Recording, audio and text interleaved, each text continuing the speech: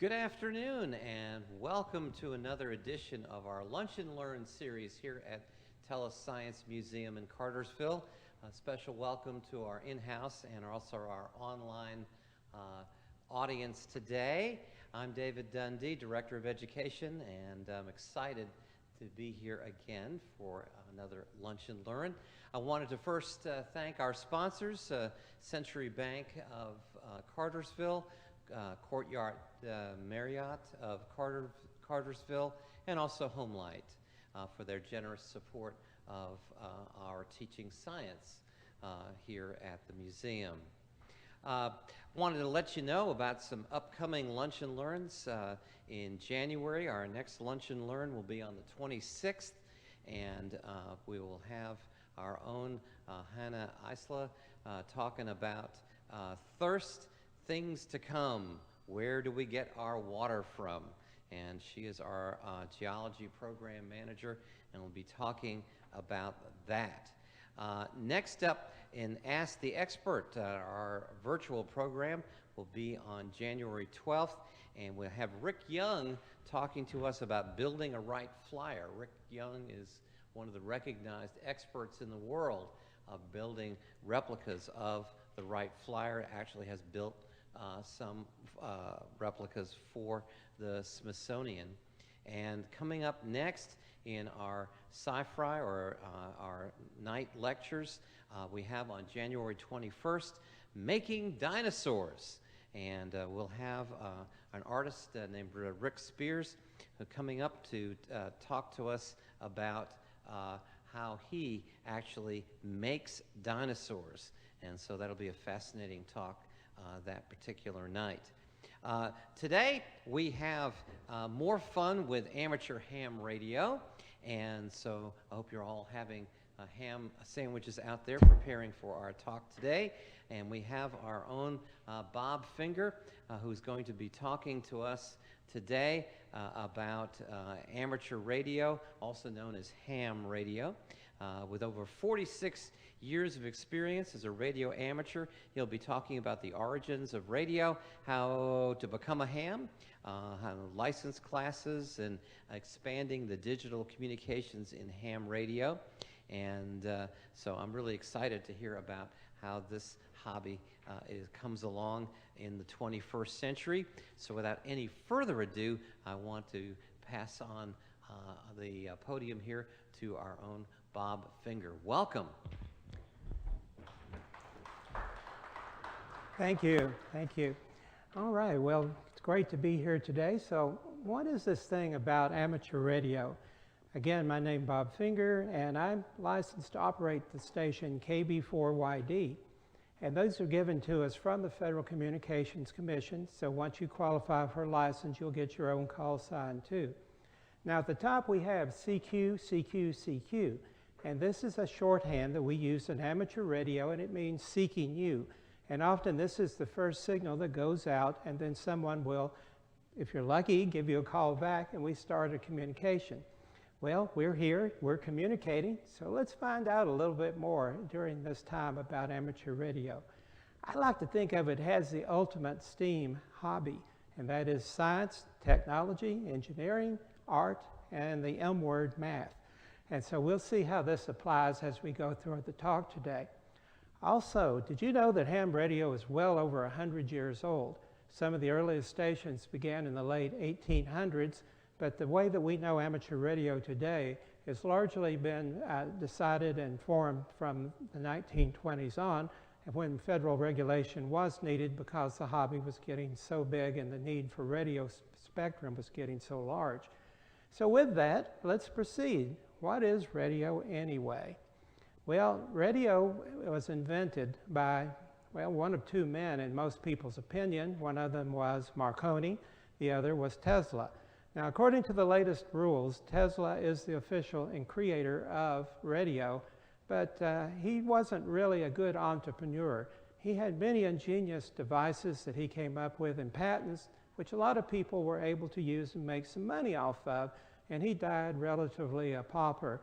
However, Marconi, who is more well known, actually was able to borrow some of Tesla's research And he had already established some communication networks in Europe before he started, before he had his very famous communication in 1901 between Europe and the North American continent, a distance over 2,200 miles, which today, it doesn't sound like a whole lot, but by then it was a monumental achievement.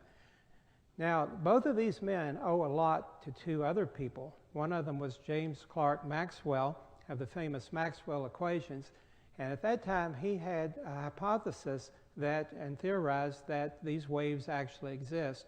But it was Hertz later on who was able to prove that these things actually did exist, and these other men built upon this finding of these radio waves.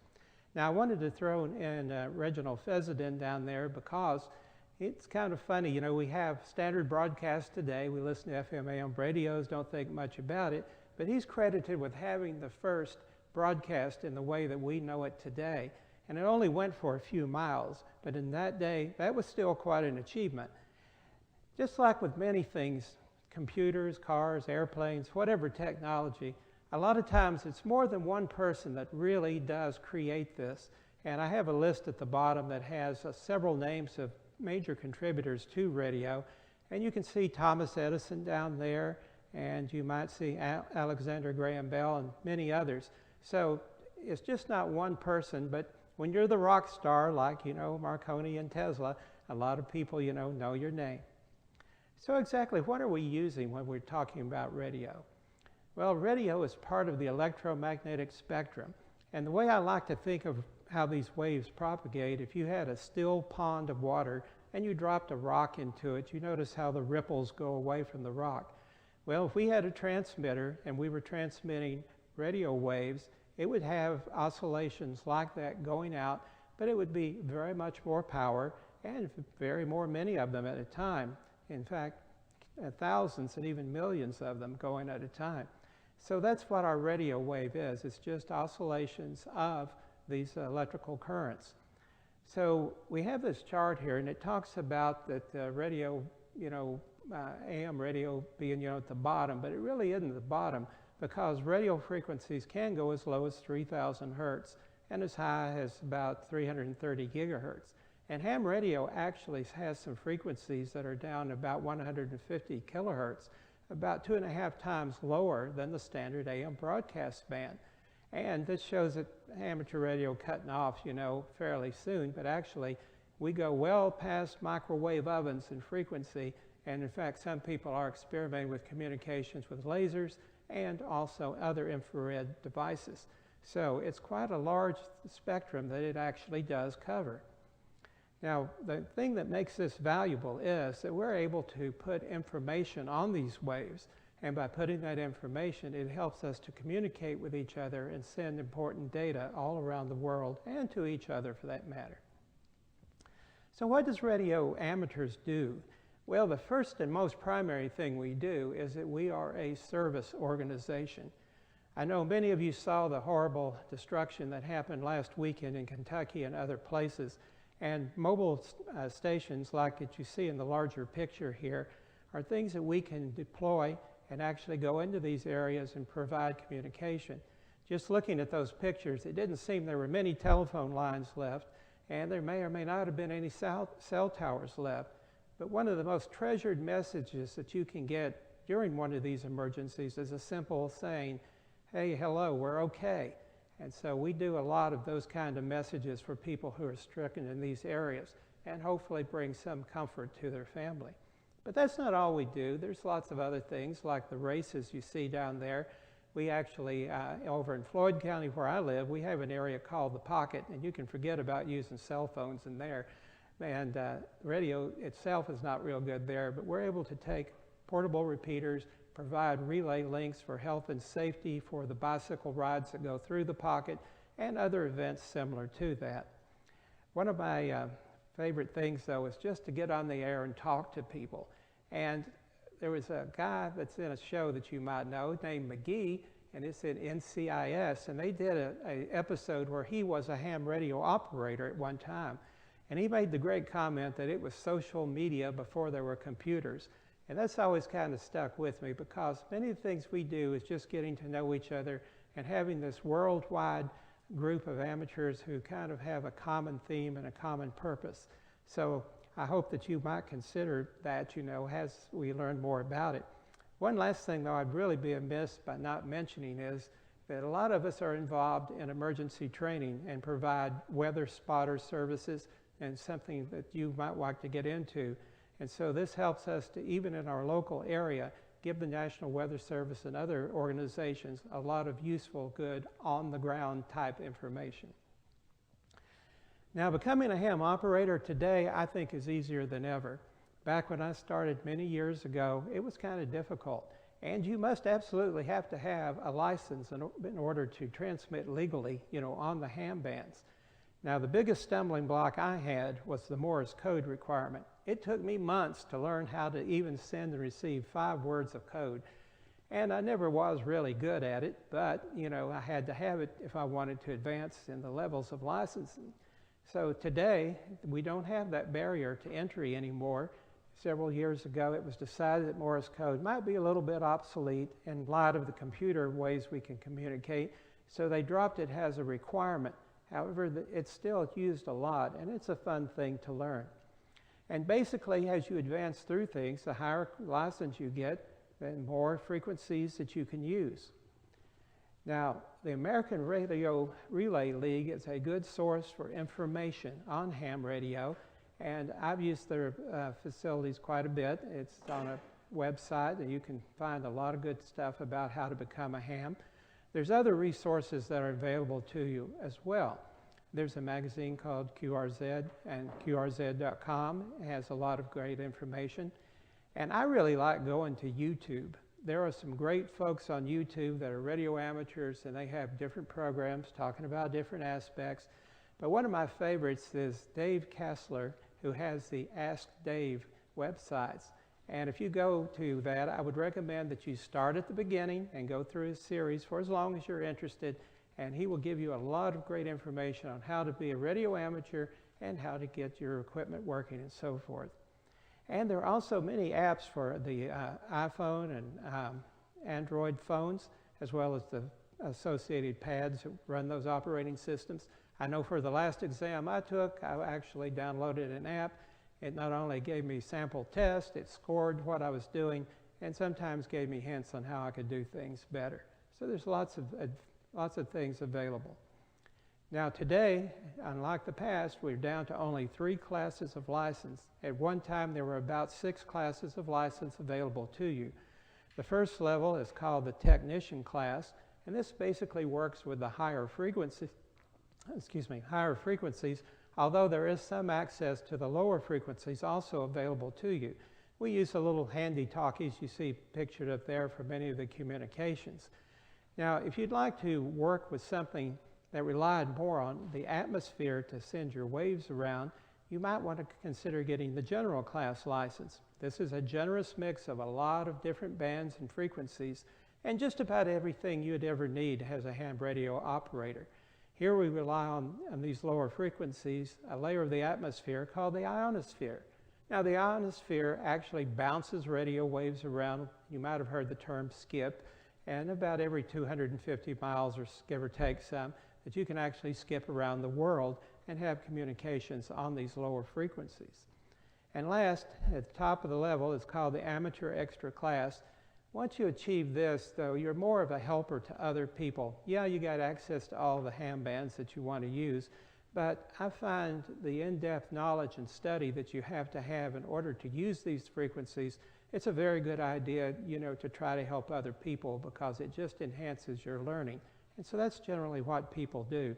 Pictured here are a couple of diagrams that we call Smith charts, and these are used looking at the reactance of antennas and things like that. So you can see it begins to really get into that math and some of the concepts there. Well, first of all, I want to tell you, if you want to get into ham radio, you need to get a buddy. And we call these friends that help us with ham radio Elmers. And Elmer was a real ham radio operator, and I've lost his last name, but it was written about 1970s where this guy named Elmer helped a young ham get on the air. And it was a very life-changing experience for him. So that name kind of stuck, and so we call the mentors that we have in amateur radio an Elmer. And Elmers can help you avoid a lot of mistakes and save you a lot of money a lot of times by not going down the wrong path of equipment, because there's lots and lots of equipment you can spend your money out there, and some of it works better than others, needless to say. Now, if you live in the Cartersville, Rome area, we've got two really good radio clubs. The Northwest Georgia Amateur Radio Club, located in Rome, serves many counties as well as some into Alabama. Here in Cartersville, we have the Etowah Valley Radio Club, a great bunch of guys, and I'm sure they'd be glad to talk to you and help you become a ham.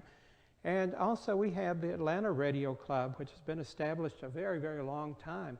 And so there we could check out too. But if you're in an area not located here, if you go out to that ARRL site, the American Radio Relay League site, there is information out there about how you can become a ham and what the local clubs are, and so it's worth checking out too. So I do encourage you though, while you can read a lot and study a lot, it just goes a lot smoother if you got somebody that's been there and done that. All right, so let's see, where are we? Well, what's next? I do have my license finally, and I don't want to spend a fortune on equipment, and you might have mentioned something about digital communication. So what do we mean when we talk about digital communication? Well, really, the first digital communication, in my opinion, occurred a long time ago with the advent of Morse code. And here we have an example of a Morse code character, the letter A, and we have a short and a long sound. The short sound we typically call in amateur radio a dit, and the long sound a da. So an A would sound like a da if you were listening to it through a speaker on there. Now, Morse code is great. It will go where other things will not get through, but it does have a few limitations. Number one, it's really kind of slow, because we see here to send the letter A, even if I was sending at an extremely fast speed of about 60 words per minute, would take me about 200 milliseconds per characters. Now that doesn't sound like a lot of time, but many years ago when I was working on telecommunications equipment, we sometimes had to do a hard break, and we would have to we'd have to short out a little terminal for 128 milliseconds to make it work. And in case you don't know what that means, if you hold your hands up like this and you just touch and do that, that is about 128 milliseconds. So you can see that while it is, a short time, it is significant.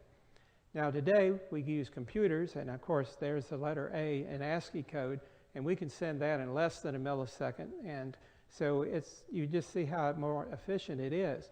But when everything else doesn't work, still that Morse code will get through, and so a lot of people still are very interested in it and use it quite a bit today. Now next I'd like to talk to you a little bit about the equipment that uses digital. And the first one I'd like to show you is this. Everybody got a cell phone? Yeah, you probably got one of these somewhere or access to it. Did you know if you've got a cell phone, you actually have a ham radio in your hand? Because there are different programs that will allow your cell phone to go through the internet and act like a ham radio. Now the picture I'm showing you now is of one of those programs. It's called EchoLink, and it's got the W4VO repeater there in Rome pictured. Now, I can't actually go to that repeater right now because the building has a lot of shielding in it, but if I could, all I'd have to do is push that little red button on the left side, give my call sign, and it would link through to that repeater, and if anybody was listening, they'd come back and talk to me.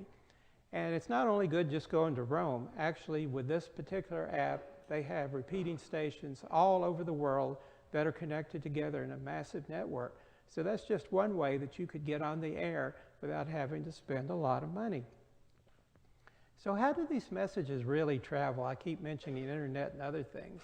Well, if we had two guys, like myself and maybe one of you out there in the auditorium that each had a walkie-talkie with you, or a handy-talkie as we sometimes call it in ham radio, we have point-to-point. We can see each other, can't hear each other because we're too far away, so we have to use our radio to communicate. But what if you had the situation like the guys in my first picture there, that they're on opposite sides of a big hill somewhere?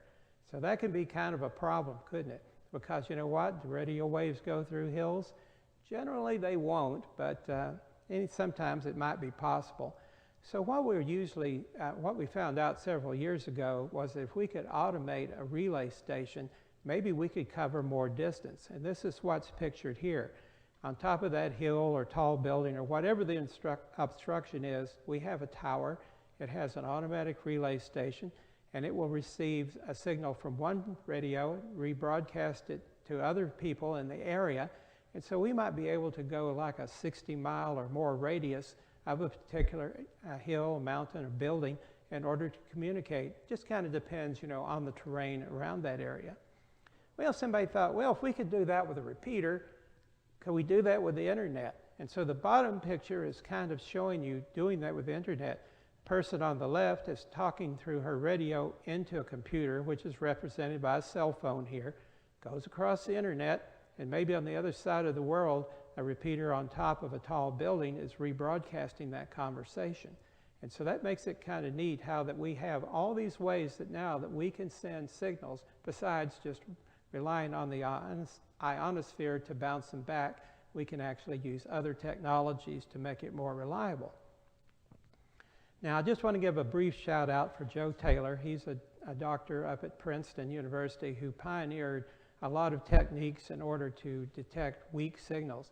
And I was just going to show you this picture of his program just for grins, because when you really get into digital communication, you might want to use this WSJTX program. And I've used this, and I've literally made hundreds of contacts a month with it, and I've been able to talk all around the world. So it's also a lot of fun, especially if you want to make a lot of contacts. And there's some contests that want you to do that. But something more at home, I'm going to show you one more radio-less solution. There we go. One more radio-less ham radio solution, and here it is. It's just a laptop computer, and you see it's got some headphones and your mouse, and it's got a special little chip that's plugged into it, which is in the bottom of the picture. This is called a voice encoder, or vocoder, as we sometimes refer to it on the ham radio bands. And when it's coupled with software like Blue DV, which is just one package that works with it, it allows you to use your laptop just like it was a transmitting station and going across the internet. There are three major protocols or ways that we communicate digitally in ham radio, and they're D-Star, Fusion, and DMR. And this little chip and that software, which is free by the way, makes it possible for us to communicate through it. And so it's a pretty neat way of doing things. And it's so funny because I know people that will be driving around their car, they set their cell phone up to be a hotspot so they can send data through it, and then they use a setup like this to talk to people all around the world as they drive all around the country. So it sounds like a lot of fun to me, but I would just hope I'd have somebody else driving so I wouldn't have to be paying attention to what was going on. Well, there's one other thing too that I want to mention before we leave this. If you do want to spend a little money, you might want to get one of these. Now this is a little handy talking radio. It costs about $30, and it will get you on 2 different frequencies.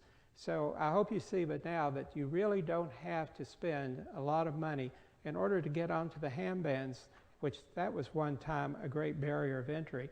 I know the typical ham station today, about 30, 40 years ago, would have cost well over $5,000. And that was that is the comparison of the changing the money. So I'll tell you, it was really an expensive hobby at one time, as well as hard to do the code.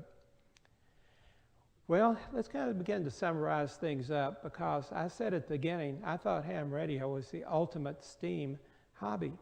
And I think, but now we see that there is ample opportunity to study the pure sciences and observe how radio waves propagate, how to create better propagation for them. And certainly it is a technology-based hobby. Everything we do is involved with technology, and you get to play with that technology and even engineer your own parts of it. One thing I enjoy doing is building antenna systems. And so I've been able to engineer some antennas that have worked very well for me. And I don't want to leave out art, because presentations like this, the books and magazines that are produced, all of these things allow you to become an artist and try your hand at explaining amateur radio or difficult concepts through art. And last of all, the dreaded M word, math.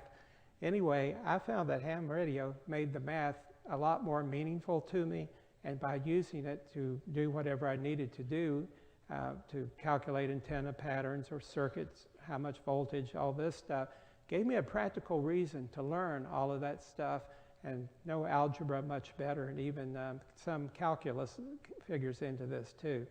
So that's why I think that you getting into this hobby will give you an ample opportunity if this is what you want to pursue. Well, when we get finished talking with each other, most of the time I wish you 73s, which is another telegraph pattern that says best wishes to you. And so I'm going to say 73s to you right now. And often we communicate with each other after the fact with a confirmation that we did talk. And if we're doing a contest or some other awards, it's very important that we do this. I've got a picture of one of my QSL cards, and of course my wife and I both are ham radio operators, and so you might get a card something like this from me if we talk, you know, to confirm that we did talk with each other. So I wish you again 73s, and I've got some demo equipment up here that we can play with for the folks that are here with me in the room. It's a code oscillator, so you can try your hand at Morse code. And now I guess we're ready for some questions if anyone has any. All right, yeah. I thought I'd start off with some of the virtual questions from our virtual audience. Okay. Let's see. Shelley wants to know, have you had any success communicating with folks in Kentucky that are affected by the big storm that came through? Personally, I have not tried to communicate with them at this point. There are some folks in my radio club that I think that have been involved, you know, in talking with them. And Ellie wants to know, what's the farthest station that you've communicated from home? Wow, that's a good one. I would say probably Southern Australia, although I have talked to a couple in China, but I don't know where they're located. And the last one is, can you use ham radio to communicate with things like the space station? Yes, you can, and that's one of the exciting things, because the space station did have a ham radio station aboard it, and occasionally they will get on there and you can communicate. And they do have a program with different educational institutions where the children can have a two-way conversation with the astronauts and ask them questions, much like we're talking here today. So it's a very exciting thing. And very recently, there's a new probe going up to the moon, and they're going to actually have a repeater that they're going to put on the moon. So that'll be interesting to see if we'll be able to communicate to the moon and back, you know. We have done that in the past with something called moon bounce, where we're actually bouncing a signal off the moon and back to the Earth. But this will actually be an active device trying to relay our messages. Cool. Well, let me see if some of our audience here has some questions for our presenter. So any questions about ham radios or amateur radio from our audience here at the museum? Okay, I have a question here from Mark. Okay. Bob, our most distant satellites like Voyager and stuff, I was kind of intrigued by the gentleman you said had worked up some protocols for picking up extremely weak signals. Possible for an amateur to even pick up something from a signal, may not be able to decode it, whatever, but something as distant as Voyager, and I assume Voyager is still transmitting, but other distant satellites or, you know, near Earth or, you know, SOHO or what have you. Can an amateur do anything with our satellites near and far away?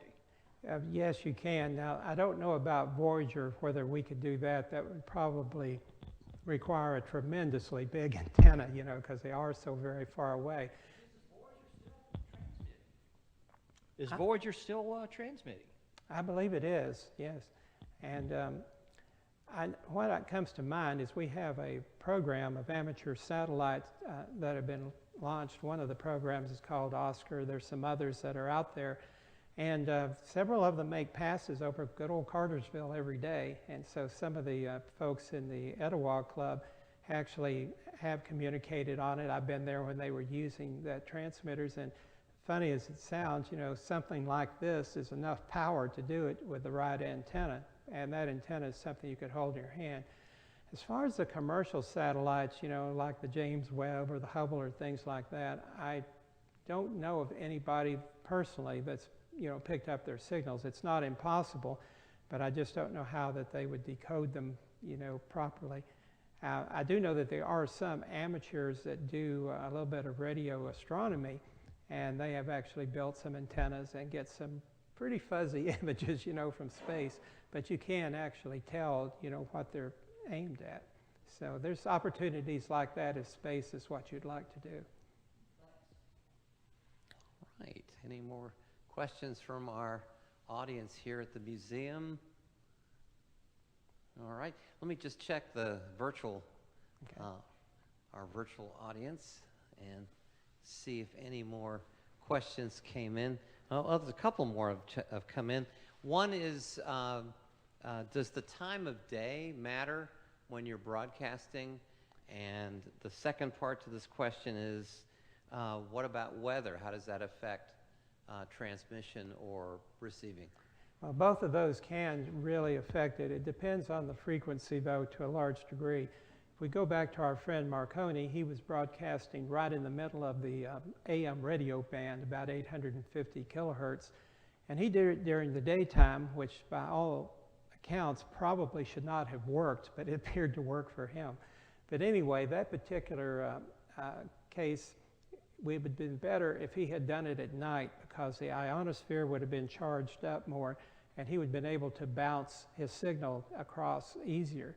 So if you're on the low frequencies, it really does affect your ability to transmit and have a skip signal to get around the world. When you get into the higher frequencies, 50 megahertz and above, most of it's going out into space anyway, but occasionally it will be some of it reflected back, and especially after you get up above 440 megahertz in those ranges, it definitely will be going out into space and repeaters are necessary.